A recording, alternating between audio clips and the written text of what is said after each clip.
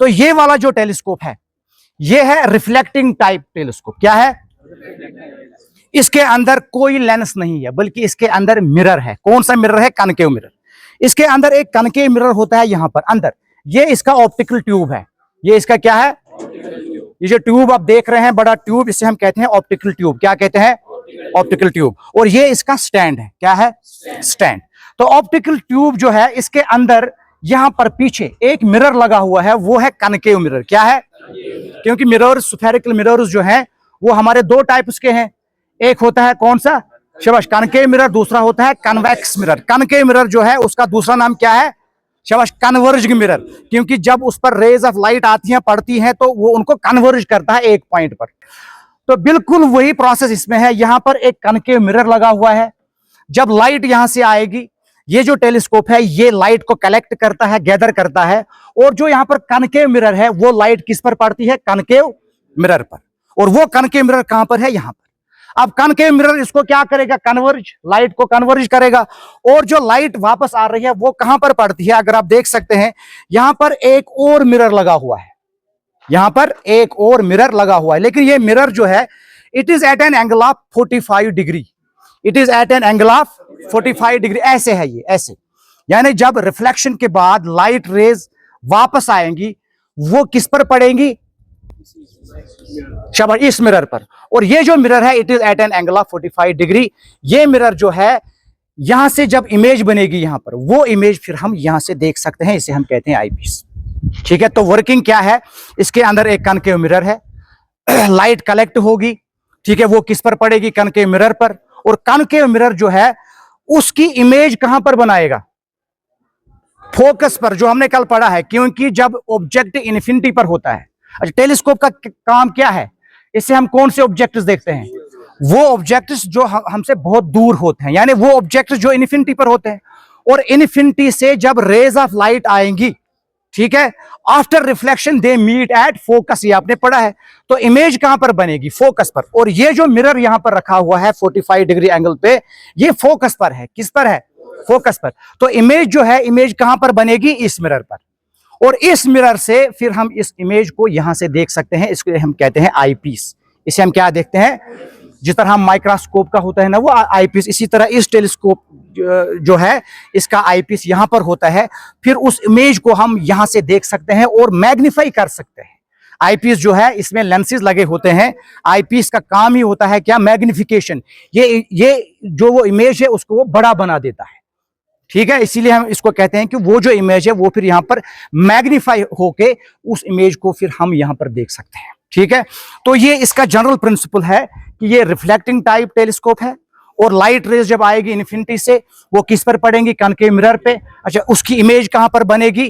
तो ये इसका प्राइमरी मिरर है यहां पर। और यहां पर जो ये छोटा सा मिरर है at an angle of 45 degree, ये क्या है? शाबाश, इसे हम कहते हैं सेकेंडरी मिरर। क्या कहते हैं? Secondary mirror. और फिर उस इमेज को हम थ्रू आईपीस यहां पर देख सकते हैं। लेकिन एक चीज का हमें खास ख्याल रखना है। जिस तरह ये टेलीस्कोप लाइट को गैदर करता है, लाइट को कलेक्ट करता है, इसी तरह ये हीट को भी कलेक्ट करता है। यानी अगर हम इस टेलीस्कोप के थ्रू सन को देखेंगे, सूरज को देखेंगे, तो सूरज की जो रेज हैं, लाइट रेज, वो ये गैदर करेगा, लेकिन साथ साथ ये हीट भी गैदर करेगा। तो इट इज एडवाइज्ड कि हमें कभी भी जो सन है, सूरज है, उसकी तरफ नहीं देखना है थ्रू टेलीस्कोप। क्योंकि टेलीस्कोप जो है सूरज है उसकी इमेज कहां पर बनाएगा? यहां पर। ठीक है, ये उसको मैग्नीफाई करेगा, लेकिन साथ साथ हीट को भी ये गैदर करेगा। हीट भी कंसंट्रेट हो जाएगी एक पॉइंट पर। अगर हम सूरज को इसके थ्रू देखेंगे, ठीक है, तो हमारी आंख जल सकती है, हमारी आंखों को नुकसान पहुंचेगा। तो हमेशा एक खास ख्याल इसमें रखना है कि कभी भी हम टेलीस्कोप के थ्रू सूरज को नहीं देख सकते हैं। क्यों? क्योंकि हीट कंसंट्रेट होगी एक ही जगह पर and that will be harmful for our eyes. याद रखना है।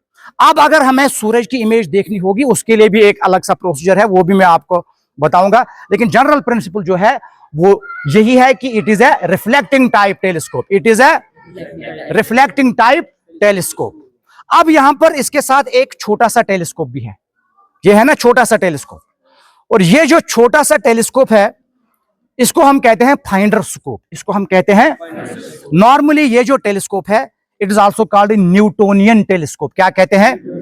और न्यूटोनियन टेलीस्कोप से हम क्या करते हैं, नॉर्मली हम इससे देखते हैं astronomical objects, celestial bodies, stars, planets, galaxies. उन चीजों को हम नाइट स्काई वॉचिंग में इस टेलीस्कोप के थ्रू देख सकते हैं। लेकिन ये जो छोटा वाला टेलीस्कोप यहां पर है इसको हम कहते हैं फाइंडर स्कोप। क्या कहते हैं? सबसे पहले हमें ऑब्जेक्ट को लोकेट करना है कि ऑब्जेक्ट कहां पर है। मिसाल के तौर पर अगर हमें किसी प्लैनेट को देखना होगा, हमें पहले उसको लोकेट करना है कि ये ऑब्जेक्ट कहां पर है। और लोकेट हम इससे करते हैं, किससे? ये फाइंडर स्कोप जो है it is in alignment with the optical tube. यहां से हम ये जो फाइंडर स्कोप है, सबसे पहले हम ऑब्जेक्ट को इससे लोकेट करते हैं कि ऑब्जेक्ट किस डायरेक्शन में होगा।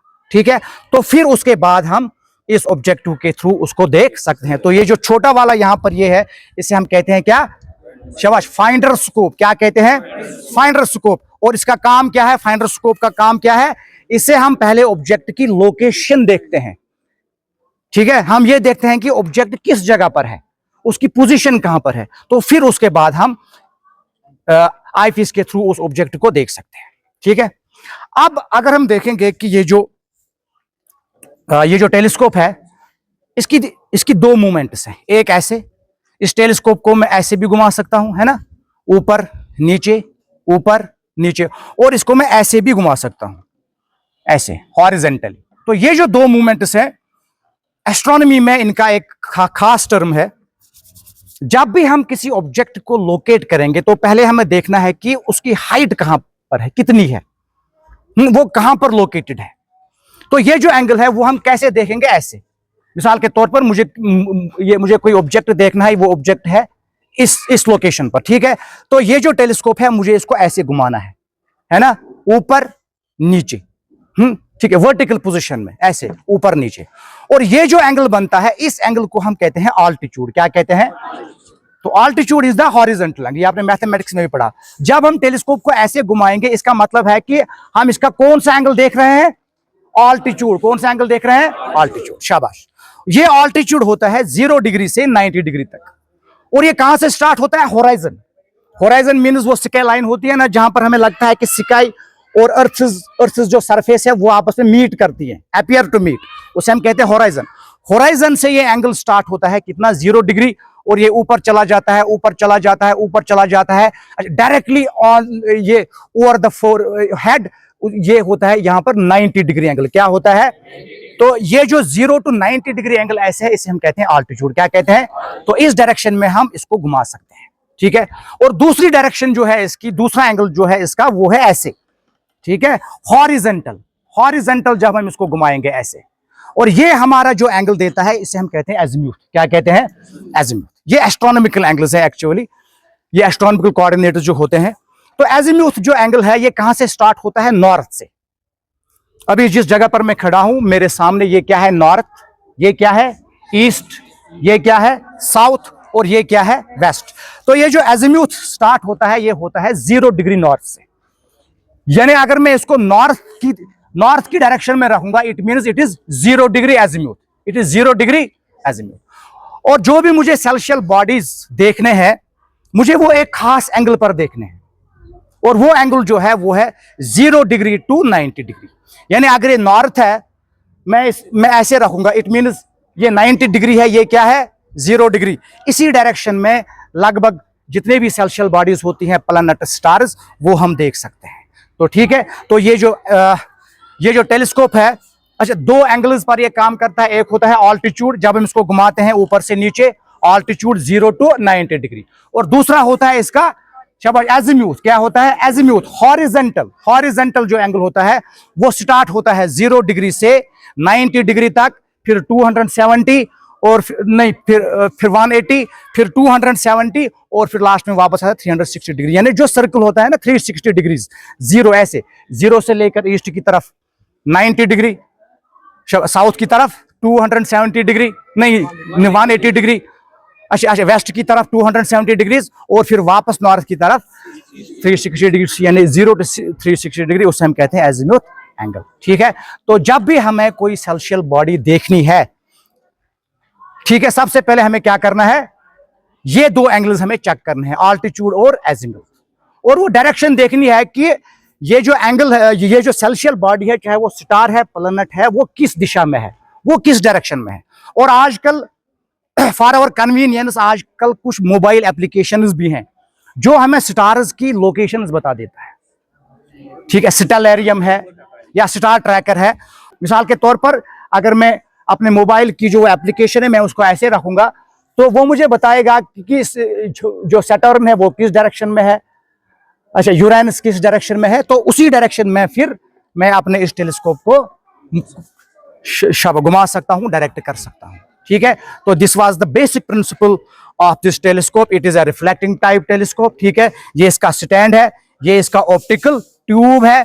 इसके अंदर कौन सा मिरर है, शबाश, कनकेव मिरर। दो मिरर्स हैं, एक है प्राइमरी कनकेव मिरर और दूसरा जो है वो है सेकेंडरी मिरर। और ये क्या है, आईपीस। आईपीस का काम क्या है, ये इमेज को मैग्नीफाई करता है, बड़ा बना देता है। और इसके साथ जो ये छोटा टेलीस्कोप है इसको हम क्या कहते हैं, फाइंडर स्कोप। फाइंडर स्कोप, इससे हम क्या करते हैं, इससे हम पहले ऑब्जेक्ट को लोकेट करते हैं और फिर आईपीस के थ्रू इसको देख सकते हैं। समझ आ गया है? तो फिर हम इंशाल्लाह किसी दिन नाइट स्काई देखेंगे और इन स्टार्स और जो है हमारी कॉस्मोस है इसको हम अच्छी तरह से देख सकते हैं। So thank you very much.